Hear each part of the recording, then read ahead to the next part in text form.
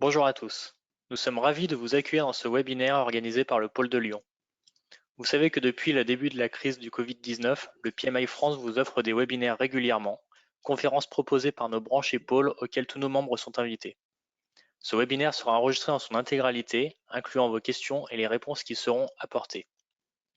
Pour ce webinaire, il y a 989 inscrits et actuellement 308 participants connectés. Nous souhaitons, avant de démarrer et passer la parole à nos conférenciers Christian Guérin, Paul Tapp et Jean-Christophe Pagès, remercier très chaleureusement Vénétia Douni, chef de projet de cet événement, et l'équipe de Luc-André Roche, qui est aux manettes techniques de ce webinaire réalisé avec l'outil GoToWebinar. Tous nos participants ont les micros coupés. Pour poser vos questions, merci d'utiliser la section questions. Nous aurons une session questions-réponses à l'issue de la présentation de nos conférenciers. Nos conférenciers sont Christian Guérin, passionné par la résolution de problèmes, qu'ils soient techniques, organisationnels, humains. Christian, PMP, a développé au sein d'Optimo Resources une expertise autour de la théorie des contraintes et de la chaîne critique. Avant d'entrer dans le monde du conseil, il a mené des projets de réorganisation industrielle et des projets produits dans le monde de l'automobile. Paul Tapp est président d'Optimo Resources, passionné de la théorie des contraintes et expert sur les thinking processes. Paul pilote et a piloté de nombreuses transformations sur la thématique de projet et de gestion de projet. Avant d'entrer dans le monde du conseil, il a mené des projets de développement de compétences et dirigé la qualité de service dans un grand groupe industriel.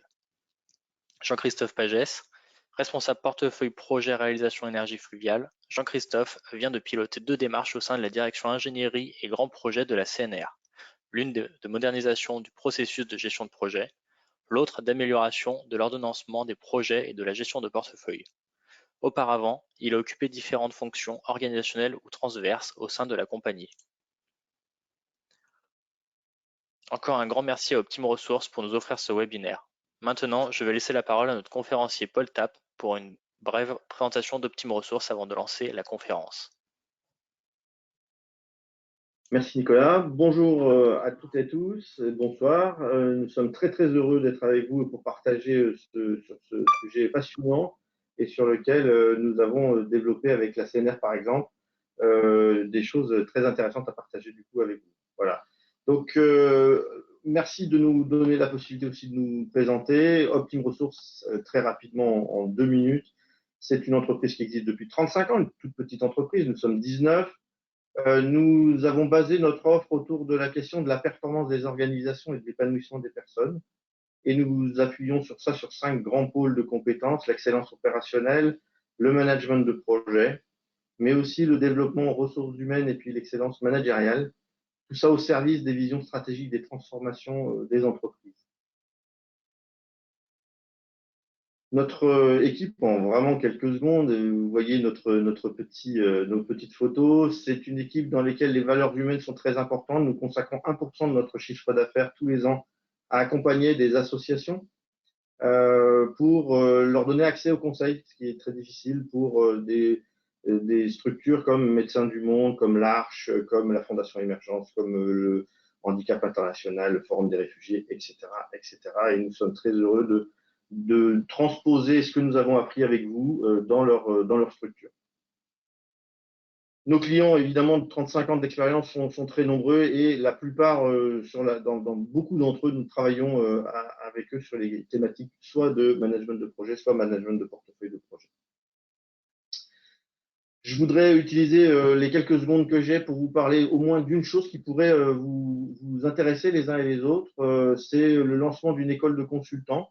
C'est une initiative assez rare en France. Donc, en partenariat avec l'Université catholique de l'Ouest à Angers, nous avons mis sur pied cette école qui va démarrer au mois de février. C'est 24 jours de formation en présentiel ou à distance, mais en groupe, sur 10 mois. Et ça se passera à Lyon donc, ou en distanciel. Et je vous laisse nous contacter si vous avez la moindre question. C'est un parcours certifiant de niveau 7 au RNCP. Voilà. Donc, nous allons tout de suite commencer maintenant le contenu de la conférence. Et pour commencer comme il faut, on va vous demander votre avis. Et on va vous poser une première question après juste vous avoir dit les grands thèmes que nous allons aborder. D'abord, justement, les questions. Ensuite, quelques présentations de concepts. On va aller très vite sur la théorie des contraintes mais c'est très important parce que c'est ce qui dirige et ce qui oriente la façon de piloter, de manager et les projets et les portefeuilles de projets. Une grande place, bien sûr, au témoignage de Jean-Christophe. Et puis, nous aurons quelques temps pour quelques questions-réponses. Alors, la première question, j'espère que vous êtes prêts à répondre. La première question, c'est sur quoi mettre l'accent. Si vous aviez le choix seulement sur une des solutions, dans votre entreprise ou dans l'entreprise où vous travaillez, par quoi commencer? Améliorer les projets ou améliorer le portefeuille de projet? Donc, si vous êtes d'accord sur projet, vous cliquez dessus. Sinon, portefeuille de projet. On va vous laisser juste quelques secondes pour vous décider. Hein. C'est pas très important si vous vous trompez. Et on va pouvoir ainsi rebondir là-dessus. Et je vais vous proposer d'afficher les résultats si c'est possible. Alors, je ne vois pas, moi, les résultats, mais ils doivent y être quelque part. Et donc, je vais laisser maintenant la parole à Christian pour commenter ces résultats. Si quelqu'un peut me les donner dans le WhatsApp de la conférence, ça serait super, parce que nous, on ne les a pas vus, les résultats. OK. Bon, de toute façon, il n'y a pas forcément, comme l'a dit Paul, une bonne ou une mauvaise réponse. Ça dépend de votre environnement, de ce que vous en savez. Nous, ce qu'on veut surtout dire, déjà, c'est qu'il y a quand même deux dimensions. Hein, quand on parle de projet, il y a la dimension projet. Est-ce que le projet, il est bien organisé? Est-ce qu'il est bien managé? Est-ce que le chef de projet anime bien son équipe? Il y a déjà plusieurs formations et de conférences autour de ça. Et puis aussi une autre dimension qui est, est-ce que mon portefeuille de projet est bien utilisé, délivre de la valeur qu'il nous faut? Et donc ça, c'est la deuxième thématique. Alors, on a eu les résultats du sondage, donc on me dit c'est 40% en projet et 60% en portefeuille. Voilà, donc c'est quelque chose qu'on peut attendre. Nous, notre conviction, c'est que quand on va travailler sur l'un, vous allez avoir des bénéfices également sur l'autre. Les deux thématiques sont différentes, mais elles sont interdépendantes. C'est-à-dire que typiquement, si vous améliorez votre façon de planifier les projets, vous allez mieux pouvoir organiser votre portefeuille. Et par exemple aussi, si vous avez un portefeuille sain, vous éviterez certainement beaucoup d'interactions et de difficultés de gestion de ressources au sein de vos différents projets. Très bien. Donc, merci Christian. Je te rends la parole dans quelques secondes. Et on va vous proposer maintenant 3 nouvelles questions. Et on va les enchaîner. Puis, on prendra les commentaires seulement, hein, cette fois-ci, au fur et à mesure de la conférence. Donc, la question suivante, c'est pour converger vers le rendement optimal. Un manager doit s'assurer que toutes ses ressources sont bien chargées. Est-ce que vous êtes d'accord ou est-ce que vous n'êtes pas d'accord? Pour converger vers le rendement optimal, un manager doit s'assurer que toutes ses ressources sont bien chargées. Question facile. Je vous propose de passer à la question suivante. Pour bien délivrer un portefeuille, il faut que chaque intervenant respecte le moment et la durée annoncée de son intervention. Pour bien délivrer un portefeuille, pour bien réaliser les projets qui sont dans le portefeuille, il faut que chaque intervenant respecte le moment et la durée annoncée de son intervention.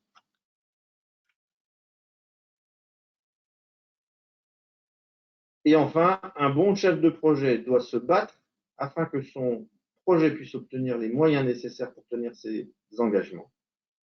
Est-ce que vous êtes d'accord avec ça? Un bon chef de projet doit se battre afin que son projet puisse obtenir les moyens nécessaires pour tenir ses engagements. Est-ce que vous êtes d'accord ou est-ce que vous n'êtes pas d'accord?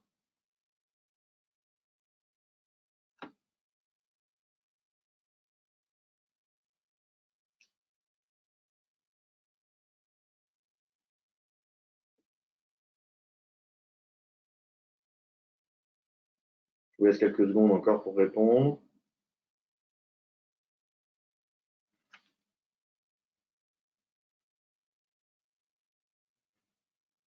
Très bien, nous en sommes à la 3e question là.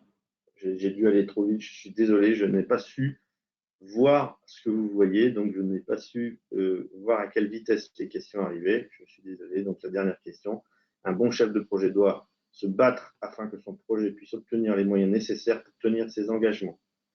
Très bien. Merci beaucoup, merci de nous envoyer les résultats. Je vois que les premiers résultats arrivent également. Et donc, on va pouvoir maintenant basculer cette fois-ci sur une rapide introduction des éléments clés de la théorie des contraintes. Et je voudrais vous proposer, dès que le sondage sera refermé,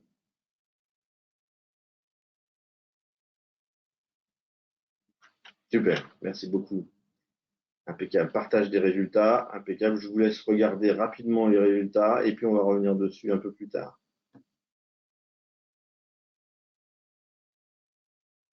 Voilà. Alors du coup, ce que je vous propose, c'est juste de dire que donc, le fondateur de la théorie des contraintes, Goldratt, pour ceux qui le connaissent ou qui ont lu son ouvrage Le But, hein, The Goal, a été un best-seller, des millions d'exemplaires dans très, très nombreuses langues. Il est d'abord parti sur la définition d'un système et de son goulot, de sa contrainte majeure qui l'empêche de délivrer de la valeur. Donc ça, c'était vraiment le cœur de son ouvrage, de son premier ouvrage. Mais en fait, il n'y a pas que ça, mais on va revenir dessus bien sûr. Il y a aussi le déploiement et le développement de la chaîne critique, hein, le Critical Chain Project Management, et enfin des thinking processes qui vont permettre d'analyser des structures et des organisations complexes. Et on va reprendre ces éléments-là dans une tentative, vous nous en excuserez, de présentation en un slide pour chaque sujet. Alors le premier sujet, le système et son goulot, c'est-à-dire que la première façon de voir la théorie des contraintes, c'est comme un flux, comme un débit entre des opérations amont et des opérations aval. Et dans ce système-là, il y a un flux de valeurs et la théorie des contraintes dit que dans tout système, il y a une contrainte. Ça peut être un moyen, ça peut être une compétence, ça peut être une personne, ça peut être un outil qui limite le plus la capacité du système à débiter de la valeur. Donc, c'est ce qui l'empêche à débiter plus. C'est le moins capacitaire en termes de création de valeur. Et du coup, 4 grandes phrases que je vous propose de prendre comme étant la définition même, les fondamentaux de la théorie des contraintes. Tout système a une contrainte. Tout système va trouver à un moment donné une contrainte qui l'empêche de débiter plus de valeur. Cette contrainte, pour être prise en compte, doit être légitime, c'est-à-dire qu'il faut que cette contrainte soit positionnée réellement là où vous avez une clé de votre système, un know-how spécifique, une machine, un process qui soit extrêmement coûteux et qui demande de lourds investissements. Troisième élément, optimiser la quantité de valeur qui passe à travers cette contrainte, c'est ça qu'il faut essayer de faire. C'est-à-dire que ce qui est très important, c'est comme c'est la contrainte qui limite la valeur, c'est là qu'il va falloir tout organiser, il va falloir focaliser toute votre attention, tous vos efforts d'amélioration sur ce boulot, sur cette contrainte. Et du coup, la phrase qui va avec, en négation cette fois-ci, il est inutile, voire contre-productif, de mettre et de focaliser vos ressources sur les opérations amont ou aval qui ne sont pas contraintes, parce qu'on pourrait dire, quand on regarde l'industriel, que en fait, vous allez créer du stock. Et même dans les projets, on peut parler de stock. On pourrait en discuter, bien entendu. Je laisse maintenant la parole à Christian pour prendre le deuxième élément et vous introduire sur la chaîne critique. Ok. Donc la chaîne critique, pareil, une gageure là pour essayer de l'expliquer en un slide.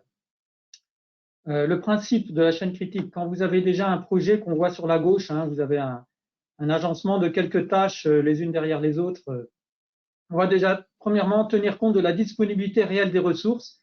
C'est-à-dire que si vous n'avez qu'une seule ressource jaune, c'est inutile d'avoir un planning qui permet et qui demande à cette ressource de travailler à 2 endroits. On va déjà les séquencer. Bon, ça, c'est une petite chose, c'est juste la différence sémantique entre chemin critique et chaîne critique. Après, quand on va parler de méthode de chaîne critique, donc là, vraiment, on va aller un cran plus loin. Vous voyez que dans chaque tâche, on a mis une petite réserve, donc c'est une différence de couleur, de nuance de couleur, pour se dire que dans la tâche, il y a du temps qui est vraiment nécessaire, et puis il y a du temps que chacun va se mettre pour se protéger, pour avoir une chance de tenir son délai, pour avoir maximisé ses chances de tenir son délai. Plus qu'une chance, hein, c'est-à-dire d'être quasiment sûr de tenir son délai. Et pour ça, chacun va se mettre une marge, et ce que va nous dire ce que nous dit la réalité, hein, c'est qu'on a tendance, ces marges, à les manger, même si on n'en a pas besoin. Et donc, l'enjeu de la chaîne critique, ça va être de se dire, plutôt que chacun garde sa marge à son niveau, on va la mutualiser, cette marge. Donc, on va tomber sur un planning, une planification adéquate, comme on le voit sur la droite. Hein. Donc, un buffer commun pour l'ensemble du projet, qui est quand même nécessaire, hein, parce que sinon, au moindre aléa, le projet a déjà dérapé, qui est placé en bout de projet, du moins sur ce qu'on veut protéger, avec donc un enjeu, c'est le petit triangle rouge, hein, c'est la date annoncée, c'est vraiment ça l'engagement, et des tâches qui s'enchaînent sans avoir une ressource qui travaille sur deux choses à la fois. Voilà. Après, dans le corollaire de cette planification, il y a plusieurs choses, hein. Premièrement, il faut une exécution dynamique du déroulement du projet, hein. Donc, on a mis des images, donc typiquement, c'est ce qu'on appelle les animations intervalles courts. Après, peu importe le nom que vous pouvez avoir chez vous, mais il faut être dans une remise continuellement en question de comment la tâche avance, comment je passe le témoin à la personne qui suit. Et puis, un outil vraiment révolutionnaire, qui est ce qu'on va appeler le fever chart, qui est un diagramme qui va mettre en évidence l'avancement de la consommation, enfin l'avancement du projet par rapport en horizontal et en vertical la consommation du buffer. Et grosso modo, on va voir si on a tendance à plus vite consommer du buffer qu'on avance, donc on est dans le rouge, ou au contraire, moins vite, on est dans le vert. Voilà, donc si vous voulez en savoir plus sur la chaîne critique, on avait fait une conférence en 2017 focalisée sur ce sujet-là. Donc, vous avez le lien ici, vous pourrez le retrouver. Au sein du PMI, vous pouvez les retrouver, toute la présentation qui faisait plus qu'une slide, mais qui évoquait donc toute cette problématique. Voilà. À savoir que la chaîne critique, même si on ne l'applique pas, nous donne quand même des éclairages sur la gestion de projet et la bonne qualité de planification. Alors maintenant, on va aborder une autre thématique, on va être plutôt sur la vision portefeuille, et pour ça, on va revenir sur une autre conclusion de la théorie des contraintes qui nous dit que pour optimiser son système, on va chercher à utiliser au mieux la contrainte, et donc on va privilégier les opérations qui consomment peu de contraintes et contribuent beaucoup au but du système. En général, ça peut être des bénéfices, mais parfois, tout ne se mesure pas qu'avec des euros. Donc, typiquement, ça c'est une vision d'un portefeuille projet qu'on a eu chez un de nos clients. Voilà, c'était l'ensemble des projets tels qu'on les avait positionnés en termes de contribution au but, en abscisse, et puis en ordonnée, c'était la consommation de la contrainte. Et ce qui va nous intéresser, c'est d'avoir le meilleur ratio possible entre contribution et consommation de la contrainte. Donc, tout ce qu'on a en bas à droite, hein, ce sont les actions, les projets qu'on a envie de lancer tout de suite. Ils sont intéressants parce qu'ils consomment peu de contraintes et ils vont beaucoup apporter. Ceux qu'on a en haut à gauche, ce sera plutôt les projets qu'on a plutôt intérêt à éviter. Et puis le long de la diagonale, c'est les projets sur lesquels on va choisir. Alors ceux qui sont tout en haut, c'est des gros cailloux en termes de consommation de contraintes, donc il faut vraiment bien les ordonnancer. Et puis les autres, on va les faire rentrer au fur et à mesure. Voilà. Alors pourquoi cette approche, donc en quoi elle est vraiment importante? C'est que si on veut faire rentrer tous les projets en même temps, on va créer un embouteillage. Alors, on a créé, nous, de notre côté, là, une devise Shadok, hein, c'est plus j'en demande, moins j'en ai. Je suis pas sûr que les Shadok, il est vraiment celle-là, mais elle est proche de celle qui est exposée juste au-dessus, qui est de se dire, je travaille même si j'ai rien à faire. Donc, une bonne image, c'est typiquement une autoroute, hein. On va vouloir faire passer des véhicules de plus en plus. Donc, ça va débiter de plus en plus de véhicules pour un départ de vacances. Et puis, au bout d'un certain moment, il y en a tellement qui se présentent que c'est l'embouteillage et puis il n'y a plus rien qui débite. Voilà, c'est le risque d'arriver à un engorgement. Et c'est ça qu'il faut éviter. Et ça va être l'objet de quelques développements par la suite. Voilà, et dernier point sur la théorie des contraintes, vous avez vu, on a été très rapide, c'est ce qu'on appelle les thinking processes ou le logical thinking process. C'est l'idée de dire que finalement, quand on a du mal à utiliser un outil qui a déjà été préfabriqué ou préétudié, eh bien, il faut se lancer avec des outils, cette fois-ci, de raisonnement autour des conditions nécessaires, des conditions suffisantes et qui vont exprimer des liens de cause à effet entre les événements. Et on va ainsi, à partir de 5 arbres majeurs dans la théorie des contraintes, arriver à mettre en place un système d'amélioration et de rupture dans des systèmes complexes. Le premier arbre, hein, je vais très vite, ça s'appelle un goal tree, c'est l'arbre du but qui permet de formaliser quel est le but de la structure sur laquelle on travaille, puisqu'on ne peut pas améliorer une structure dont on ne connaît pas le but. Et il va nous permettre de lister les points où ça ne fonctionne pas très bien. Le deuxième outil dont vous verrez tout à l'heure un exemple utilisé à la CNR, c'est un arbre de la réalité présente, un Current Reality Tree, qui nous permet d'aller chercher les causes profondes de dysfonctionnement. Qu'est-ce qui fait que ce système n'atteint pas son but de manière récurrente? Et vous voyez bien le lien avec ce qu'on va appeler la contrainte, le goulot. Qu'est-ce qui limite la capacité de ce système à progresser, à s'améliorer? Troisième outil, l'Evaporating Cloud, ça permet de prendre des décisions quand on a des dilemmes, quand on a des conflits, quand on a des difficultés pour choisir embaucher, pas embaucher, sous-traiter, pas sous-traiter, lancer ce projet, ne pas le lancer. Comment arriver à prendre une décision en étant toujours connecté au but et en étant toujours connecté à l'optimum. Quatrième outil, le Future Reality Tree permet de tester les idées, de vérifier deux choses. Un, est-ce qu'elles solutionnent vraiment le problème, ces idées, ces injections? Et deuxièmement, est-ce qu'elles-mêmes, elles ne provoquent pas de dysfonctionnement secondaire? Et enfin, dernier outil, le Prerequisite Tree, qui permet de mettre en œuvre des plans de transformation complexes à partir d'une ambition et comment arriver à bien lister tous les éléments à mettre en œuvre. Et pour ceux qui connaissent un peu cet outil, on reconnaît derrière un PERT qui donnera ensuite la possibilité de faire un Gantt, etc., etc. Voilà. Et donc, je laisse la parole maintenant à Christian pour nous expliquer cette scène de théâtre que sont parfois les portefeuilles de projet et la gestion de projet. À toi, Christian. Voilà, donc la scène, peut-être un peu exagérée, mais certains de nos clients nous décrivent que c'est parfois pas évident dans leur organisation. Bataille entre les chefs de projet, les ressources. Typiquement, j'ai besoin d'avoir une ressource, on me la donne pas, elle est pour quelqu'un d'autre, son manager n'est pas d'accord. Et voilà, on se bat pour plusieurs bonnes raisons. Alors, ça c'est la scène quand on l'observe. Après, ça correspond à un scénario. Le scénario, c'est qu'en fait, il y a plusieurs projets qui sont en entrée du pipe. Donc là, vous en avez, voilà, vous voyez les numéros 1 et 7, mais il y en a toute une palanquée. On se bat pour avoir les ressources, pour les faire avancer. Et qu'est-ce qui ressort? Ça, c'est le constat final. Il ressort des bouts de projet. Bon, il y en a qui arrivent à tirer leur épingle du jeu. Le projet numéro 6, il a réussi à s'en sortir, mais d'autres projets, on a dû faire du décontenting. Il y a des petits bouts de 10 de projet numéro 1. Et puis, ça sort difficilement. C'était un peu comme l'image de l'autoroute dont on parlait tout à l'heure.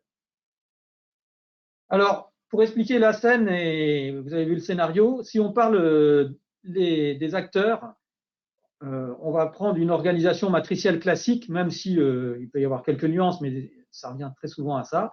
Vous avez bien sûr les ressources comme acteurs, les responsables métiers, qui sont donc les managers des ressources, les chefs de projet qui en général ont un rôle fonctionnel sur les ressources, et la direction. Donc on va regarder par rapport à ces quatre rôles, quels pourraient être les bons messages, mais aussi les malentendus, ce qu'on va appeler les malentendus managériaux, qui vont être des fausses idées qui vont plutôt faire en sorte que la scène se produise, la scène de combat telle qu'elle est décrite se produise. Alors, premier malentendu, on va s'adresser à la direction en premier, c'est de se dire, je recherche l'efficacité maximale, donc je dois m'assurer que tout le monde est bien occupé. Alors, ça correspond à la question qu'on vous a posée, typiquement. Donc, ça fait écho à cette question-là. Pour converger vers un rendement optimal, on vous a demandé, un manager doit s'assurer que toutes ses ressources sont bien chargées. Alors, là, vous m'avez dit 50-50 en termes de réponse, donc autant d'accord que pas d'accord. C'est un peu piégeux, donc c'est sûr qu'un manager, il va penser à ça, mais là où on veut vraiment mettre l'accent, et là où la théorie des contraintes met l'accent, c'est de se dire que la priorité, elle doit d'abord être donnée au flux et à la bonne utilisation de la contrainte. Typiquement, dans un système tel qu'on a commencé à en parler tout à l'heure, vous allez forcément avoir des ressources moins contraintes que d'autres, et donc des ressources qui seront un peu sous-utilisées. Bon, dans les faits, elles sauront très bien s'occuper, vous allez à peine le voir, sur des sujets secondaires, ou idéalement, si on peut les occuper, et si on a vraiment envie qu'elles travaillent, c'est de les faire travailler de telle sorte qu'elles aident la contrainte. Mais si on part du principe de se dire, tiens, je vais charger toutes les ressources et je vais en donner beaucoup plus que ce qui est possible pour être sûr que tout le monde se met à travailler, on va engorger le système et en fait, vous allez moins débiter que ce qu'on peut prévoir. Et ça, c'est vraiment un des premiers paradoxes et les premiers malentendus qu'il va falloir combattre sur un système quand on intervient. Voilà. Deuxième malentendu managérial qu'on peut rencontrer, qui va être relatif aux responsables métiers, c'est je veux pouvoir planifier mes ressources, mais les chefs de projet passent leur temps à désoptimiser le système. S'il vous plaît, messieurs les chefs de projet, de la rigueur pour y arriver, et finalement, ça irait beaucoup mieux, on ne serait pas en train de se battre. Alors, ça correspond à la question, pour bien délivrer un portefeuille, il faut que chaque intervenant respecte le moment et la durée annoncée de son intervention. Voilà. Alors, si on prend, là, vous avez été 87% à vous dire d'accord. J'ai quand même un petit bémol à rajouter là-dessus, c'est de se dire que on va passer du rêve à la réalité. Naturellement, quand on est en mode projet, il y a des aléas. Il y a des aléas et le rêve, c'est la photo de gauche. Hein, on est sur un bel aviron, un 8, et puis on connaît même précisément le nombre de coups de pale qu'on va donner pour faire 1500 mètres. Et puis la réalité, c'est qu'on est plutôt sur le petit bateau à droite, ballotté par les vagues, les courants, et il faut donner un coup de rame ici pour éviter un rocher et un autre là pour éviter de couler. Et ça, c'est plutôt la réalité. C'est pour ça qu'il y a des chefs de projet. D'où la nécessité absolue, et ça, c'est quand même des choses qui sont développées avec le monde agile, mais même sans le mode agile, dans le mode agile, on a besoin d'avoir des boucles courtes de suivi et d'arbitrage. Et le portefeuille projet, il faut bien se dire qu'il va être régulièrement réordonnancé à cause de ces mouvements internes au projet et aussi à cause des mouvements externes liés à les évolutions de stratégie.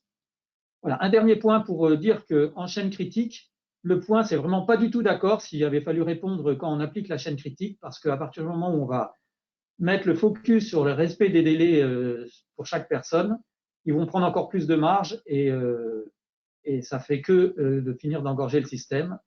Et c'est bon. Dans un mode de projet classique, ça peut être encore du d'accord, mais vraiment, si on passe en chaîne critique, ça va être du pas d'accord. Voilà. Alors, troisième ressource qui nous intéresse, troisième type de personnes, donc troisième malentendu, c'est les chefs de projet. Le chef de projet qui se dit ce projet, c'est ça, c'est ma responsabilité, donc je dois être plus convaincant que mes collègues pour le faire réussir. D'où la question qu'on vous a posée, toujours un peu piège, maintenant vous nous avez compris, c'est un bon chef de projet doit se battre afin que son projet puisse obtenir les moyens nécessaires pour tenir ses engagements. Alors c'est nécessaire qu'un chef de projet se batte, hein, on a envie de ça, on a eu voilà, je me souviens de mes premières formations où le mode projet se mettait en route, c'était il y a quelques dizaines d'années, et enfin on parlait d'empowerment et de nécessité de bien dynamiser son équipe. Mais se battre avec son équipe contre les problèmes, oui, très bien, mais se battre pour obtenir les moyens au détriment des autres projets, non, ce n'est pas ça, c'est pas la logique globale, surtout quand on va parler de portefeuille. Quand on parle de portefeuille, l'objectif, c'est de privilégier le bénéfice global de l'organisation. Et il est possible qu'un projet, même si il y a toutes les bonnes intentions, ce ne soit pas le meilleur projet à faire démarrer maintenant ou à faire avancer. Et donc, autant le chef de projet, il faut qu'il se batte pour mobiliser son équipe, chercher des solutions pour établir un bon contrat, pour être capable d'y répondre. Et ça, c'est ce qu'on lui demande tous les jours. Le chef de projet, on va lui demander également d'éclairer les décisions et arbitrages quand on va être dans le mode portefeuille projet. C'est-à-dire que le chef de projet faudra qu'il donne une vision factuelle des choses et non pas une vision, je dirais, un peu erronée dans le sens où il va chercher à privilégier son projet à tout prix. Il faut qu'il soit capable de donner une vision factuelle des choses pour permettre au niveau du portefeuille de prendre les bonnes décisions. Voilà. Alors, dernier malentendu, on va parler des ressources. Les ressources, en fait, elles subissent un peu tous les autres malentendus. On ne vous a pas fait de questions autour de ça. Mais c'est typiquement, la ressource, ça va se poser comme question, je dois toujours être occupé, parce que sinon, voilà, il y aura peut-être danger par rapport à mon poste ou autre chose. Et donc, il faut à tout prix que je réussisse à justifier ma charge. Et ça, on va le voir typiquement dans l'attention qui va être mise sur les relevés d'heures, sur les objectifs et sur les batailles. Moi, je me souviens de mes premiers projets où moi-même, hein, en tant que chef de projet, je passais du temps à aller regarder un tel et un tel qui m'avait déclaré 10 heures la semaine passée sur un sujet, de me dire mais pourquoi, qu'est-ce qu'il a fait en 10 heures, j'ai pas vu grand-chose, j'allais voir si ça serait pas plutôt 5 heures, parce qu'en plus, ça va me pénaliser mon projet et je vais commencer à… Ouais. En fait, l'entreprise payait toujours déboursait le même nombre d'euros à la fin du mois pour payer tout le monde. Et moi, ça me rassurait un peu par rapport à la tenue de mes objectifs. L'enjeu vraiment de ces relevés d'heures, c'est d'aider dans le futur à avoir des retours d'expérience. Et puis, bien sûr, s'il y a des besoins de refacturation ou autre, ça peut être quand même avec un certain intérêt.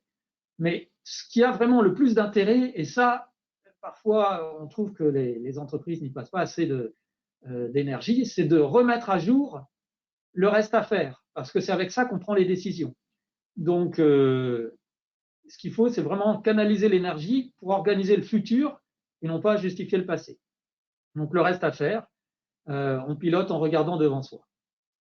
Voilà. Donc, après ce premier passage où on vous a donné quelques clés de lecture relatives à ce qu'est la théorie des contraintes et ce qu'elle peut apporter comme clé de lecture, justement, on va passer la parole à Jean-Christophe. Donc, merci énormément, Jean-Christophe, d'être parmi nous ce soir et puis d'avoir préparé cette présentation pour, de ton côté, illustrer le chemin que tu as parcouru entre projet et portefeuille projet depuis plusieurs années et que vous entrevoyez même pour le futur. Voilà, donc à toi la parole. Merci Christian, encore. Merci Paul. Bonjour à tous. Donc, je vais faire cette présentation qui comportera 3 parties.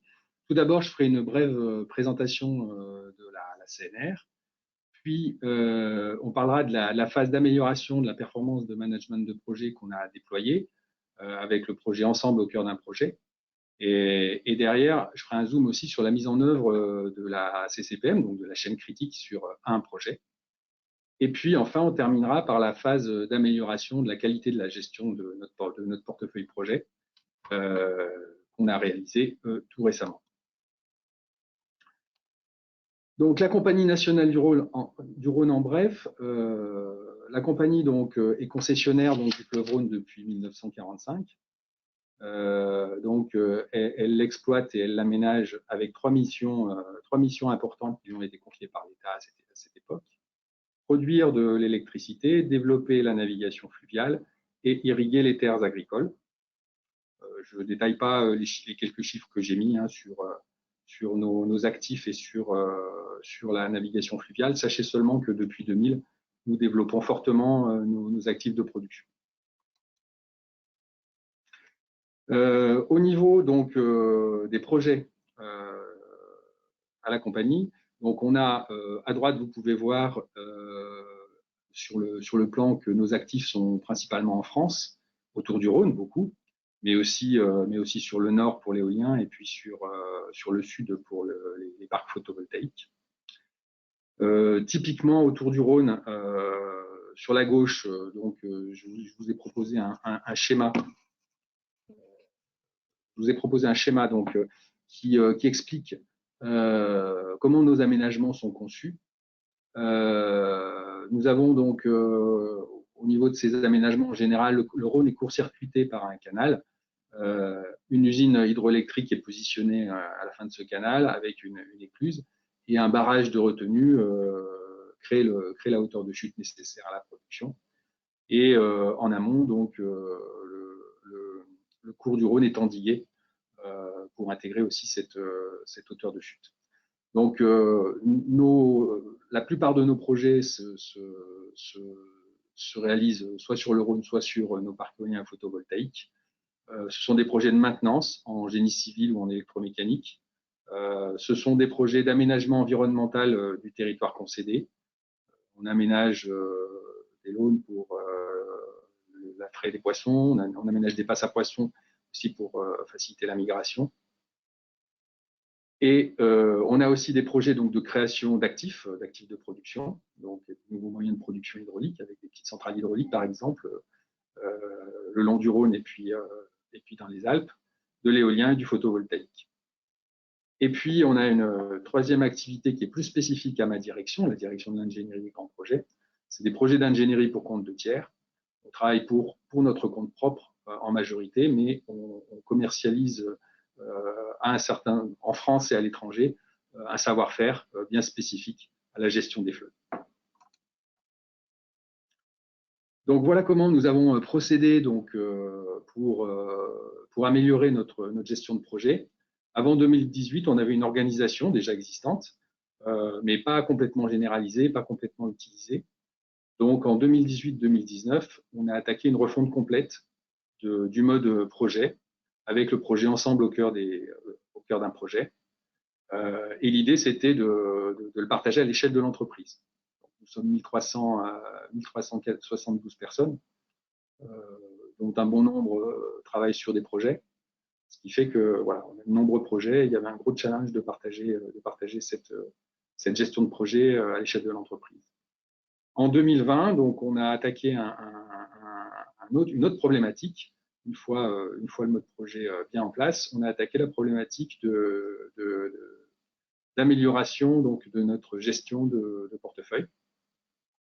Et on a pour objectif en 2021-2022 le déploiement donc d'un outil de gestion de projet sur l'ensemble de l'entreprise, et puis le travail, la généralisation du travail sur la gestion de portefeuille à l'échelle de l'entreprise.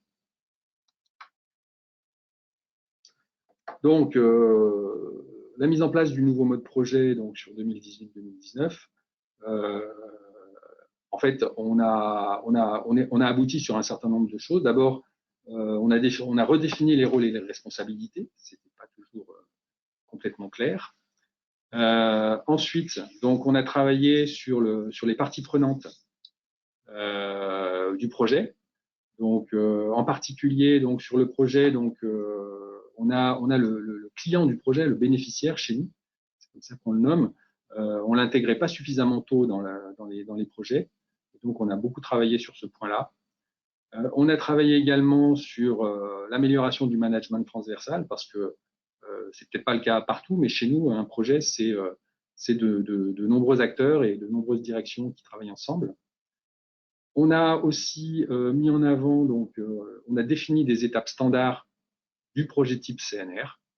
C'est l'image que vous voyez à droite, hein, avec l'enchaînement des tâches depuis l'identification du besoin jusqu'à la livraison et le bilan.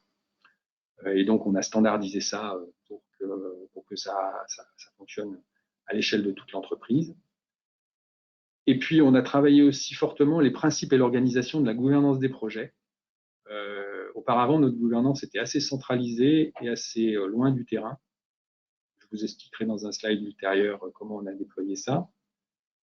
Bien sûr, on a déployé aussi des modules de formation, surtout pour les chefs de projet, afin d'homogénéiser les pratiques. Et puis, on a essayé de converger sur un document unique, parce qu'il y a beaucoup de documents dans les projets. Donc voilà, on a créé la fiche projet qui suit le projet du début à la fin. Alors, avant de faire cette démarche, et pour bien définir ce qu'il fallait faire, on a mis en place donc un thinking processes, hein, comme il vous a été présenté, le current reality tree, pour rechercher les causes racines afin de bien se focaliser sur les problèmes. Donc, l'idée, c'est de travailler sur les causes profondes des dysfonctionnements, avec la méthode qu'a évoqué Paul tout à l'heure.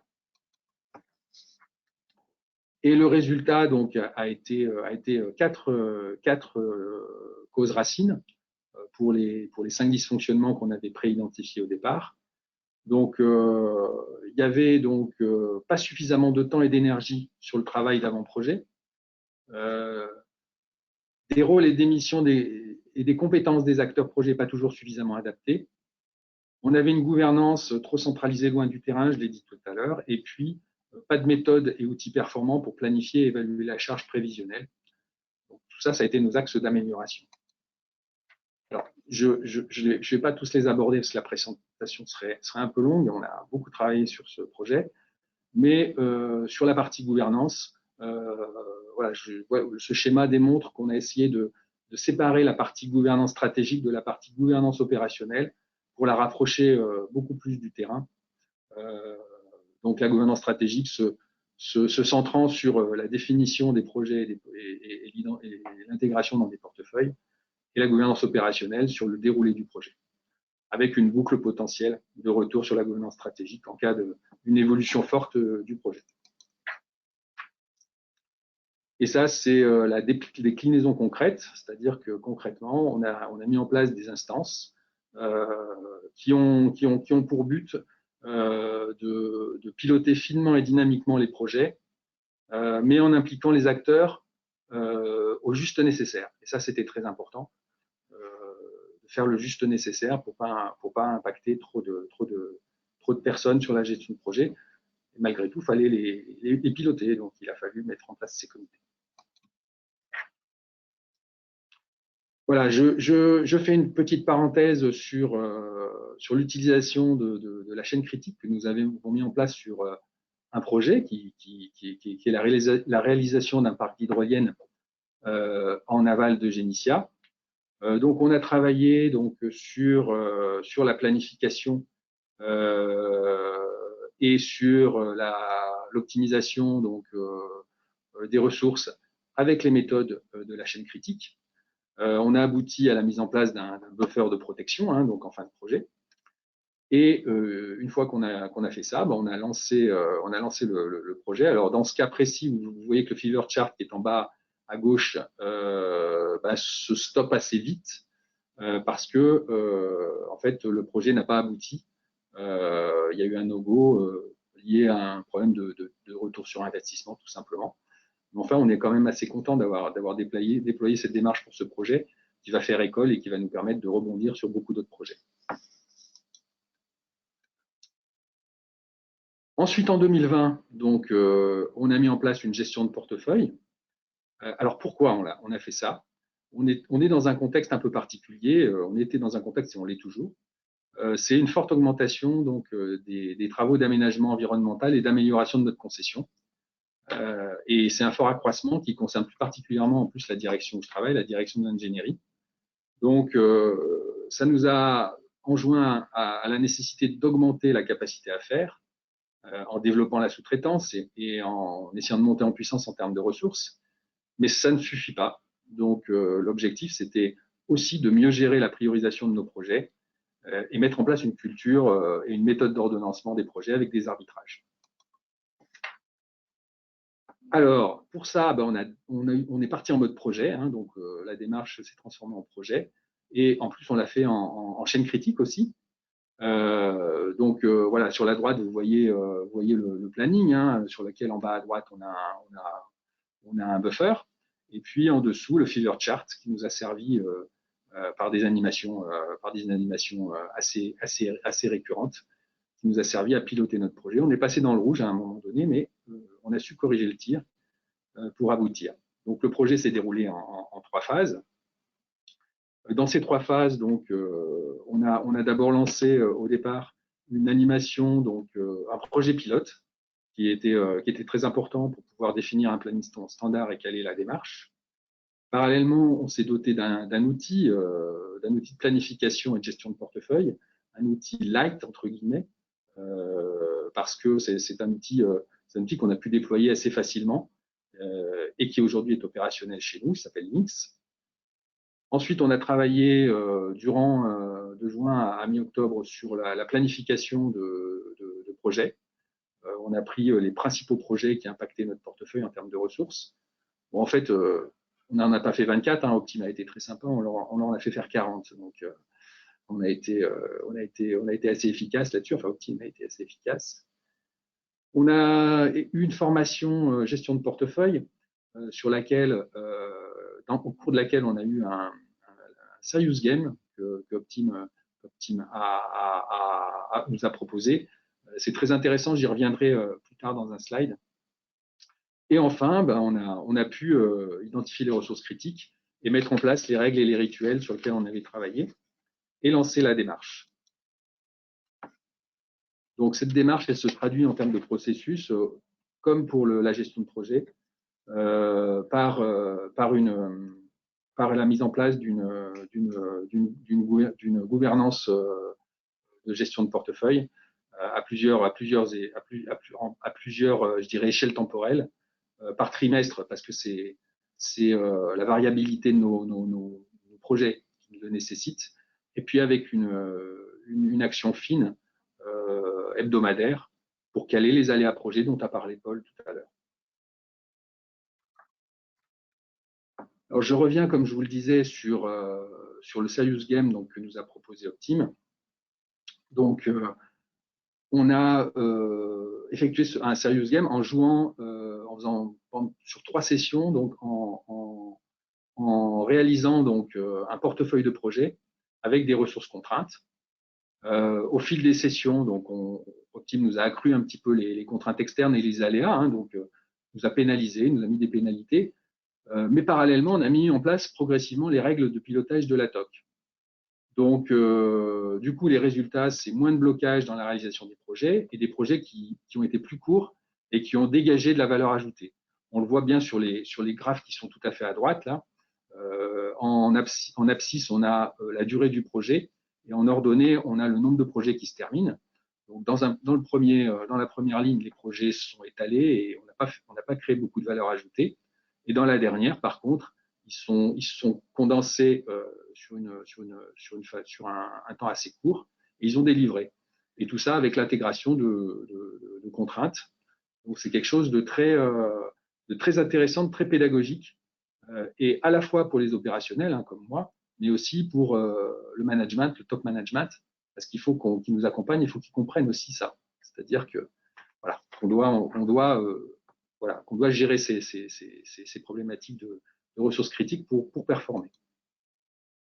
Voilà, là, je vais passer très vite sur les 3 prochaines slides parce que j'arrive en fin de.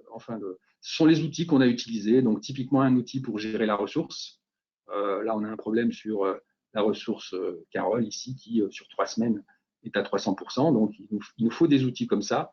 Et puis ensuite, travailler sur ces résultats-là pour lisser la charge.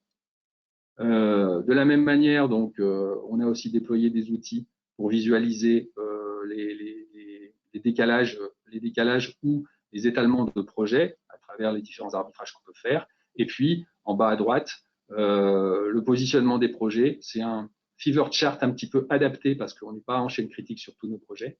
C'est un fever chart qui permet de suivre, en fonction de l'avancement du projet, où est-ce qu'il se trouve en termes de ratio de retard. Voilà, donc en synthèse, ce qu'il faut pour réussir. Je vais très vite, je lis parce que j'ai terminé normalement. Une volonté forte de la direction, c'est important. Une conduite du changement efficace parce que ça touche la culture. Une coordination forte de tous les acteurs. Des données en entrée fiables. On a dû, nous, corriger quelques erreurs pour aboutir à des résultats pertinents. Et puis, un outil de gestion de portefeuille projet, aussi simple soit-il, parce que si vous ne cumulez pas l'ensemble des charges et des plannings de tout le portefeuille dans un seul outil, qu'on n'avait pas auparavant, on ne pouvait rien faire. Voilà, j'en ai terminé. Merci à tous. Merci beaucoup, Jean-Christophe. Donc, du coup, on va être très court, nous aussi, pour la conclusion.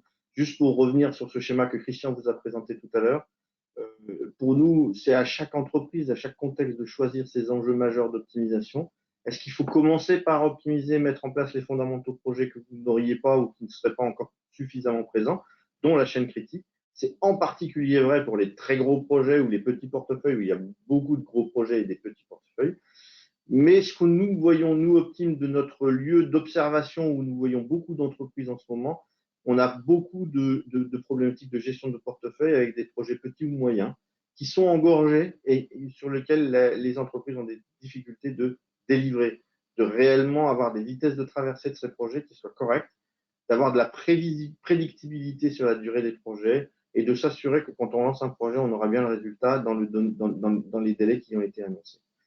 Voilà, donc on s'arrête. Merci encore Jean-Christophe. Merci au PMI pour l'organisation et on vous passe la parole pour des questions.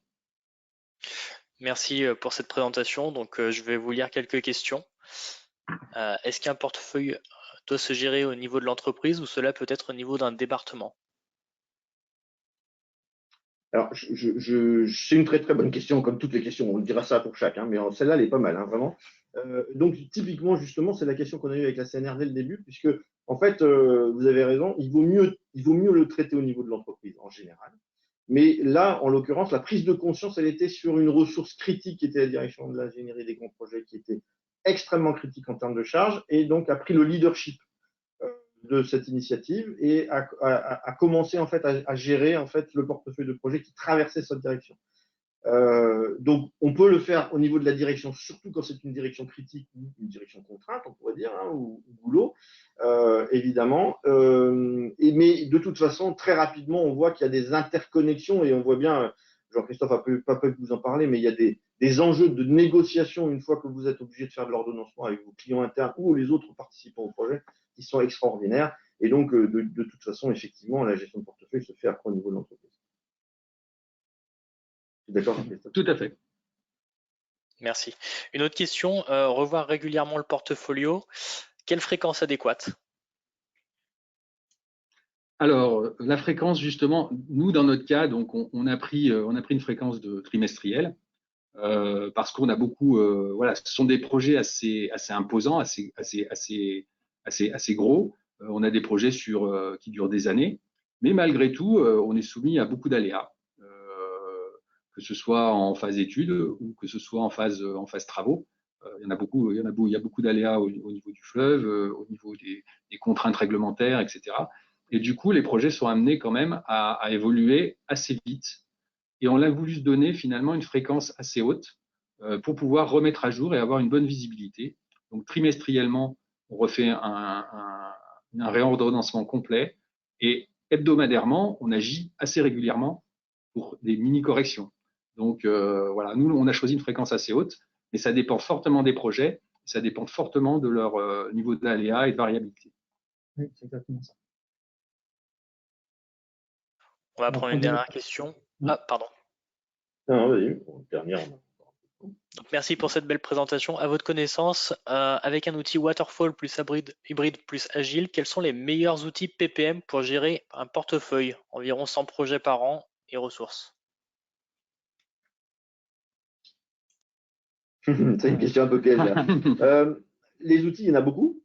Je donne mon avis. Christian, tu complètes. Mais nous, on utilise plusieurs outils, mais là, que ce soit MS Project ou que ce soit Lynx, on est en train de tester un nouvel outil qui vient de Realization, une boîte américaine, qui a intégré des choses très très intéressantes en waterfall et en logique agile, qui permet de mixer à la fois les principes de la TOC, les principes de gestion de contraintes, mais aussi la liberté et toute la logique de sprint, etc. Et donc, c'est vraiment un outil qui nous paraît intéressant. Nous, on est en phase de test. Je ne peux pas vous le recommander encore, mais en tout cas, il nous intéresse. Voilà. La question de l'outil, j'ai envie de dire, elle vient souvent dans un deuxième temps, même si c'est une bonne question. On est un jour ou l'autre obligé de se la poser. L'important, c'est déjà d'avoir bien mis en place les processus et les constantes de temps. C'est pour ça d'ailleurs qu'à la CNR, on est parti avec un outil qu'on maîtrisait, qu'on savait utiliser. C'est peut-être pas l'outil parfait, mais au moins on pouvait faire et en même temps, ça nous a permis de tester les processus et de s'ajuster et de bien comprendre justement quelles sont ces fameuses constantes de temps. Je vais utiliser un mot un peu d'ingénieur, mais ça va dépendre justement de la variabilité, de tous les combien il faut qu'on reprenne notre affaire. Et quand on va parler de waterfall, ça va être toujours la même logique derrière, jusqu'à quel est l'horizon qui doit être détaillé, quel est l'horizon où on va avoir une planification plus macro. Donc voilà, il y a des outils. En général, les outils savent à peu près s'adapter à ça, mais c'est quand même une réflexion qu'il faut avoir quand on va poser un management de portefeuille. Il y a une autre question très intéressante, il nous reste un petit peu de temps pour l'adresser. Quel niveau de maturité de l'organisation faut-il atteindre avant de mettre en place la bonne gestion d'un portefeuille, CMMI 3 ou 4 ou encore plus?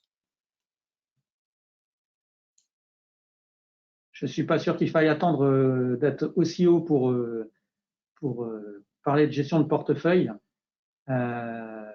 À partir du moment où vous avez déjà en place une organisation, je dirais, suffisamment agile, alors en termes d'organisation et pas en termes de que ce soit des méthodes agiles ou autres, mais que ce soit en termes d'organisation, c'est-à-dire que vous avez des rituels de reprise, de relecture, d'alertes, qu'on va appeler animation intervalle court ou équivalent, et que les logiques de planification sont suffisamment propres, vous pouvez commencer à travailler correctement sur la gestion de portefeuille de projet. Et puis, on va vous dire la même chose, mais c'était dans la conclusion de Jean-Christophe. Quelle que soit la maturité, beaucoup de choses vont dépendre de l'engagement de la direction générale et de la direction sur finalement, est-ce que réellement elle va faire quelque chose de ce que va lui sortir la gestion de portefeuille. C'est-à-dire, si vous avez une gestion de portefeuille, mais qu'à la fin, il est toujours aussi difficile de dire non ou de reculer ou d'arbitrer, effectivement, là, la maturité de la structure est un vrai problème puisqu'elle vous empêche d'avancer. Mais si une direction générale bien consciente de ces problématiques veut casser cette logique-là, c'est possible assez vite. En fait. Il faut faire le serious game aux directeurs généraux. Oui, absolument, exactement. On commence souvent par les équipes intermédiaires avec notre serious game et très rapidement, on va le jouer avec la direction générale. Absolument. Il y avait justement une question qui demandait justement quel a été le déclic au niveau de la direction. Je pense que le déclic, justement, c'est pour ça que j'ai voulu le présenter, c'est vraiment ce. Alors, il y avait le déclic, la volonté, ça a été de vouloir déjà trouver des optimisations. C'est ce que j'expliquais, comme on va avoir beaucoup plus de projets demain. Déjà, ça commence. Donc, il y avait vraiment, on a cherché toutes les voies d'optimisation. Donc ça, c'est le déclic qui a fait, je dirais, basculer sur le fait qu'il faut faire quelque chose. Le deuxième déclic qui a fait prendre conscience que oui, il faudra arbitrer, décaler des projets, c'est le fait d'avoir joué ce jeu. Et puis, justement, d'avoir compris que, puisque ma direction l'a joué, hein, et d'avoir compris que, en effet, ça démontre bien que si on fait, que c'est exactement la même chose dans l'entreprise, c'est-à-dire que si on charge des ressources critiques, et on en a, et on les connaît, et on le sait, les projets, ils vont s'arranger tout seuls, et donc ils vont tous prendre du retard. Et c'est ce qu'on voit souvent. Donc maintenant, on cherche à, voilà, et c'est le déclic finalement qui permet d'emmener la direction avec nous. Le mot de la fin. C'est le mot de la fin alors. Eh bien, un grand merci à Christian Guérin, Paul Tapp et Jean-Christophe Pagès pour ce webinaire très intéressant et instructif. Un grand merci également pour nos 524 participants et 989 inscrits. Vous retrouverez sur notre site pmi.org tous nos prochains webinaires ci-après les 27 janvier 2021 à venir. Et maintenant, quelques informations d'ordre logistique. Le code PDU que vous pourrez enregistrer est le C379 CTIBDH, il s'affiche à l'écran. Une courte enquête de satisfaction vous sera proposée à la fermeture de ce webinaire. Merci pour vos réponses afin de vous proposer des sujets en lien avec vos attentes. Et nous vous enverrons un email avec le lien sur le replay. Toutes questions que vous avez posées à Christian Guérin, Paul Tapp, Jean-Christophe Pagès, qu'elles soient répondues ou non au cours de ce webinaire, seront transmises dans l'article que vous retrouverez très prochainement sur notre site pmifrance.org, rubrique conférences passées du pôle Lyon. Merci d'avoir participé à ce webinaire intitulé Projet VS Portefeuille, lequel prioriser, organisé par le PMI Pôle de Lyon et Optime Ressources. Nous espérons que vous avez apprécié notre webinaire. Bonne soirée. Merci.